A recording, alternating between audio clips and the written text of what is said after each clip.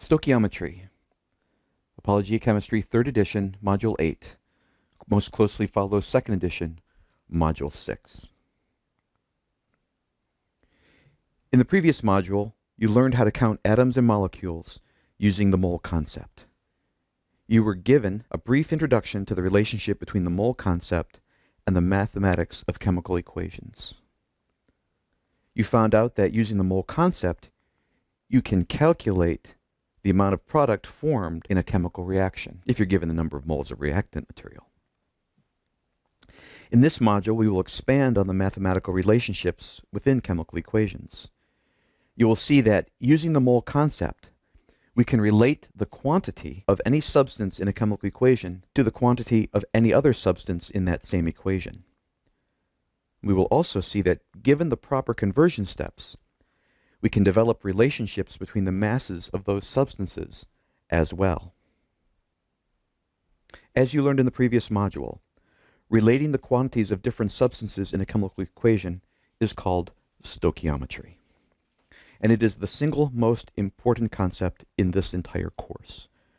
Please read this module carefully and thoroughly because we will constantly go back to the concepts presented here. You must be firmly grounded in this material to be able to proceed in the course. Mole relationships in chemical equations. In a previous module, you did a few problems in which you related the number of moles of reactant to the number of moles of product formed in a chemical reaction. That was your first step in the process of understanding the mole relationships between substances in a chemical equation. And now you are ready for the next step. As noted in the previous module, chemical equations are really the same as mathematical equations. Anything we can do to one, we can do to the other. And we will use this fact to help us take the next step. In the stoichiometry problems you performed previously, you were always given a decomposition reaction and the amount of reactant, and you were always asked to determine the amount of product that was formed. This may have left you with the impression that stoichiometry must always relate the amount of reactant to the amount of product. Well, this simply isn't true. Like mathematical equations, chemical equations can be used to relate the left side of the equation to the right side of the equation, and vice versa. For example, consider the mathematical relationship y plus 3 equals x. If you were told that y equals 4, then you could determine the value of x, right? You'd simply replace y with 4 in the equation, and you would end up determining that x equals 7. In this case, you related the terms on the left side of the equation to the term on the right side of the equation. But suppose you were given the value of x instead of y. Suppose you were told that x was equal to 7. Could you solve for y? Well, of course you could. You'd simply replace x with 7 in the equation, and then you would use your algebra skill to determine that y is equal to 4. In this case, you related the term on the right side of the equation to those on the left side of the equation. Chemical equations behave in exactly the same way. You do not always have to give the amount of reactant, and you have to calculate the amount of product formed. Instead, we could tell you how much product was formed, and you could use that information to determine the quantities of the reactants involved. See if you can follow this reasoning through example 8.1.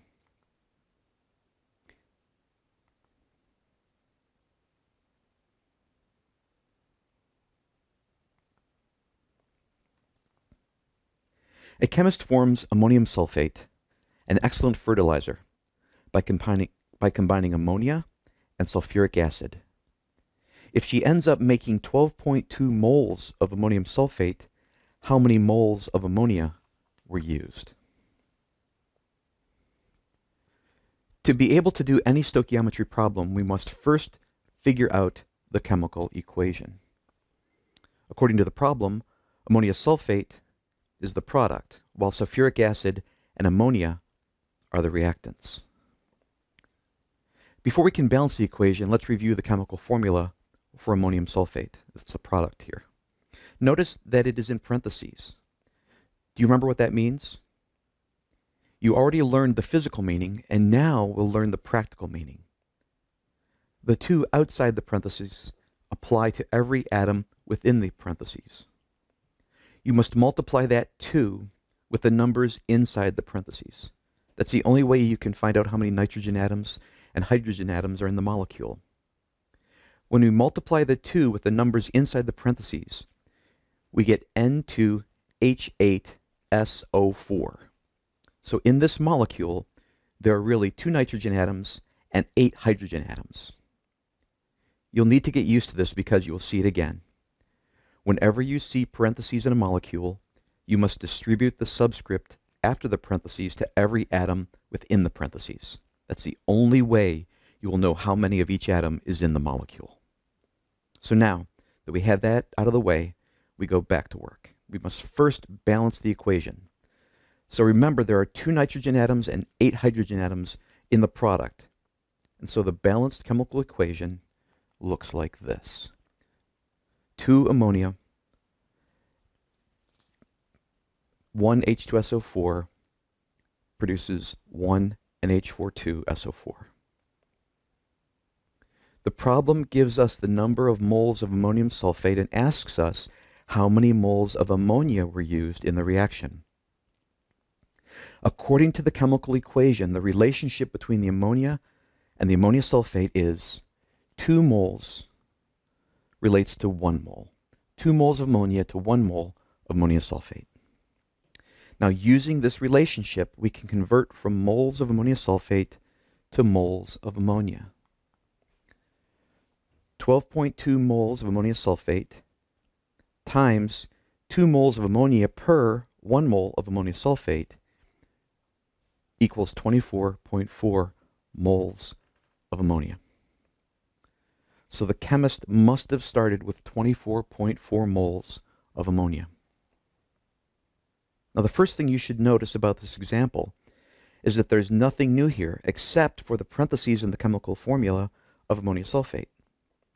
We have used exactly the same kind of reasoning that we used in the previous module. We just went from the products to the reactants instead of the reactants to the products. The relationship between substances in a chemical equation are independent of which side of the equation we begin with. The problem asked how much ammonia was used to make ammonium sulfate.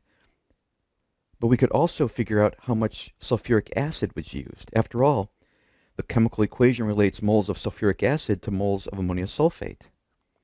1 mole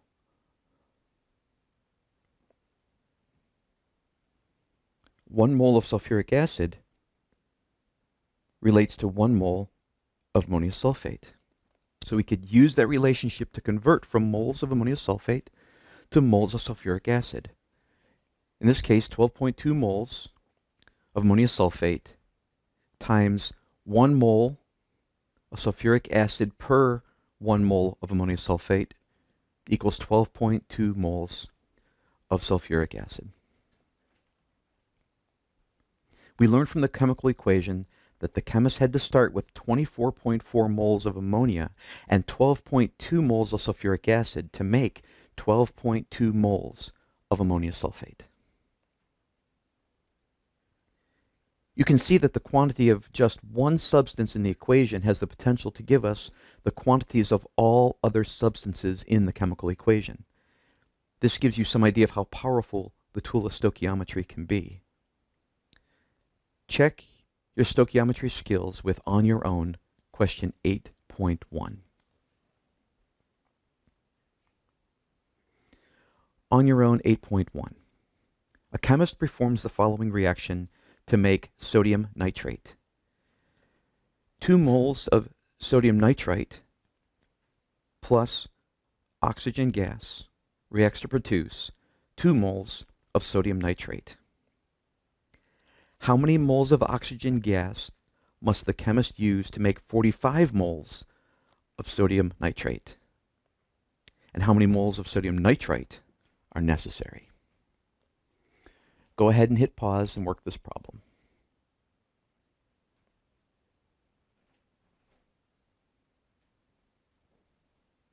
To answer the problem, we're going to follow the same basic steps that we used in example 8.1. The first step is to write our balanced equation. In this case, the balanced equation has already been given to us. So we have our base equation, and we already have our balanced equation. The third step is to relate the elements or compounds in question. We were asked how many moles of oxygen gas in order to make sodium nitrate. We were asked how many moles of sodium nitrate to make a certain number of moles of sodium nitrate. We see from the balanced equation that 1 mole of oxygen gas is required to make 2 moles of sodium nitrate, and 2 moles of sodium nitrite are required to make 2 moles of sodium nitrate. And now that we have these relationships, 1 to 2 and 2 to 2, we can now use them to figure out how many moles were necessary to make the desired quantity of sodium nitrate. Well, since we were asked to make 45 moles of sodium nitrate, and we know that 1 mole of oxygen is used for every 2 moles of sodium nitrate, that 22.5 moles of oxygen gas were required. And since we're still looking for 45 moles of sodium nitrate, that for every 2 moles of sodium nitrite used as a reactant, that 2 moles of sodium nitrate are produced. It's a 1-to-1, or it's a 2-to-2, which simplifies to a 1-to-1 relationship, that we need 45 moles of sodium nitrite in order to make 45 moles of sodium nitrate. Here's a slightly different way of looking at it that I've used in years previous and helps some students understand this concept a little more readily. Let's take the balanced equation, that 2 moles of sodium nitrite and 1 mole of oxygen gas react to produce 2 moles of sodium nitrate. Now looking at the coefficients, in this case we're solving the question, how many moles of oxygen do we need to make 45 moles of sodium nitrate? Looking at the coefficients in front of the 2 compounds in question, or 2 molecules in question here, that we have a relationship between the moles of oxygen gas and the moles of sodium nitrate.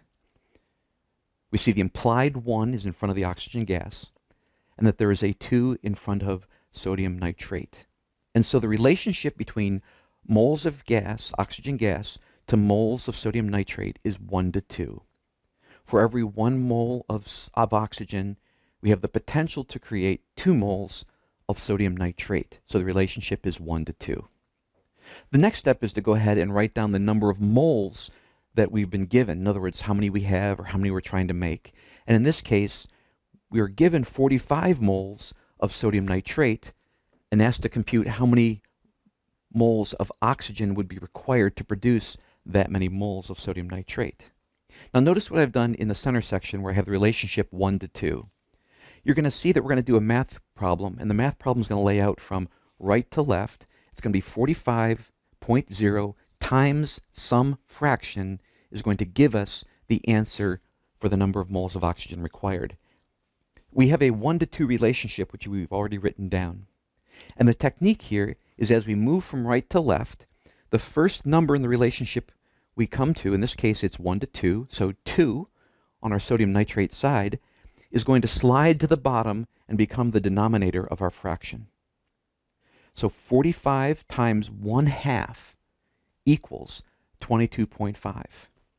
It requires 22.5 moles of oxygen gas to make 45 moles of sodium nitrate. If we were to look at the second question, how many moles of sodium nitrite are necessary, hopefully you would see that the relationship there is a 2 to 2 relationship. That 2 to 2 relationship can be simplified to a 1 to 1 relationship, meaning that for every mole of sodium nitrate that I make, I need 1 mole of sodium nitrite. So, in order to make 45 moles of product, I need 45 moles of that reactant.